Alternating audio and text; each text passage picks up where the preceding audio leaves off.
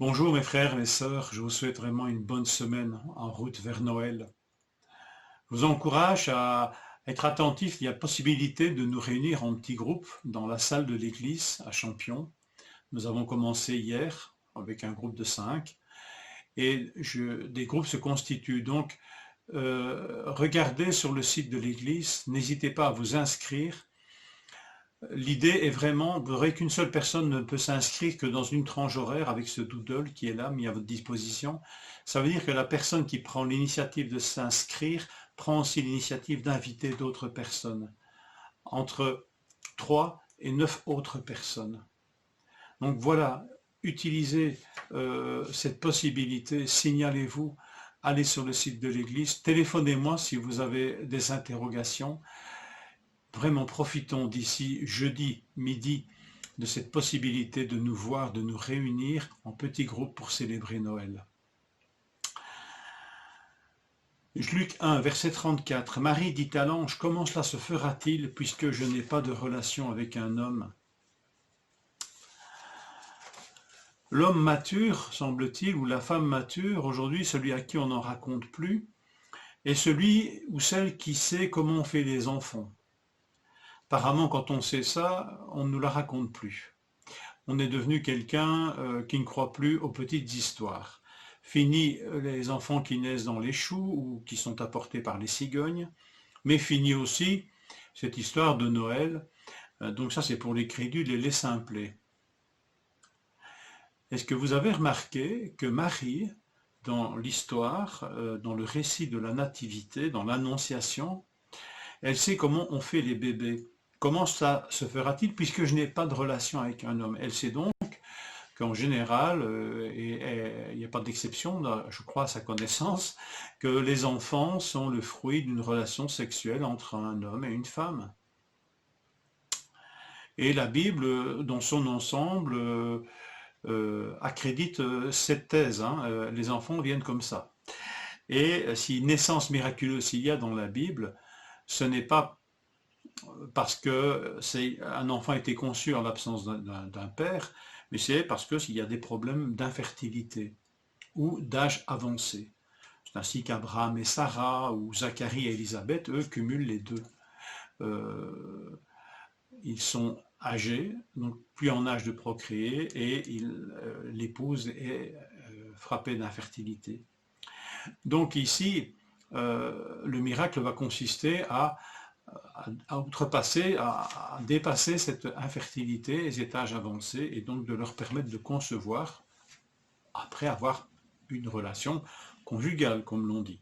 Donc c'est la voie normale et le message de la Bible, l'ensemble de la révélation biblique ne vient pas contredire ce fait. Mais en une seule notable exception pourtant, cette règle ne s'applique pas. C'est pour la naissance de Jésus. Il y aura bien sûr mère, mais il n'y aura pas de père, dans ce sens que ce n'est pas un père qui va concevoir. Si vous avez lu et suivi les lectures de cette période de l'Avent, vous vous rendrez compte que celui qui va naître du sein de Marie, Jésus donc, cet enfant qu'on appellera Jésus, il est singulier à de nombreux égards. Vous avez remarqué qu'il est la parole créatrice, il est Dieu et avec Dieu, il est l'empreinte de Dieu, il est l'image parfaite de Dieu, il est la lumière qui éclaire tout homme qui vient dans le monde, il est le véritable berger de son peuple, il est le fils de David, il est le Messie, il est le Dieu puissant, prince de la paix, il est la manifestation de la gloire de Dieu, etc., etc. Cet enfant est singulier à de nombreux égards. Alors, ça ne devrait pas nous étonner, en fin de compte, cette naissance atypique. Maintenant, remarquez que dans le texte que nous lisons ce matin, il est dit que c'est pourquoi, parce qu'à cause de cette naissance, c'est pourquoi il sera appelé l'enfant, le saint enfant sera appelé fils de Dieu. Mais Jésus n'est-il pas le Fils de Dieu de toute éternité, avant même de prendre corps dans le ventre d'une femme? Alors pourquoi le manifester de nouveau? Ainsi, il sera appelé Fils de Dieu. Et Paul lève un coin du voile. Dans l'Épître aux Galates, au chapitre 4, verset 4, il rappelle aux chrétiens les effets de la naissance de Jésus pour eux. Mais lorsque le moment est vraiment venu, Galates 4, 4, lorsque le moment est vraiment venu, Dieu a envoyé son Fils, né d'une femme, né sous la loi, pour racheter ceux qui étaient sous la loi, afin que nous recevions le statut d'enfant adoptif. Et parce que vous êtes fils, filles, Dieu a envoyé dans votre cœur l'esprit de son Fils qui crie « Abba, Père ».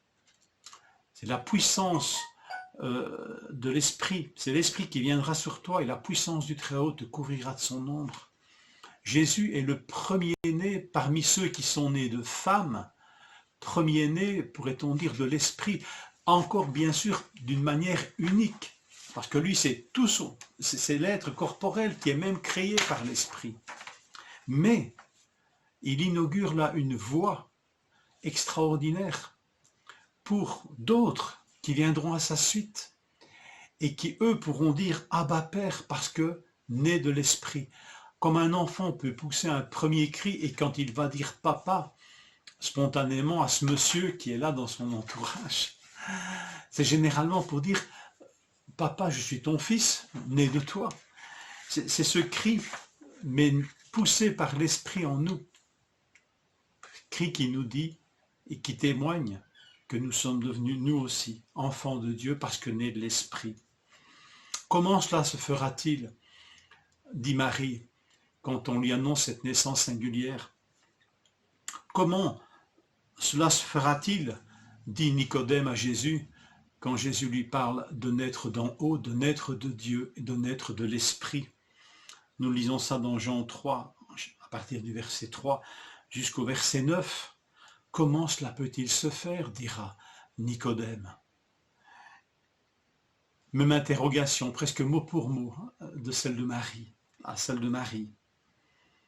Et Jésus va dire à Nicodème, mais si vous ne croyez pas quand je vous parle des réalités terrestres, comment croirez-vous quand je vous parlerai des réalités célestes? Noël, c'est la rencontre de ces réalités terrestres et célestes.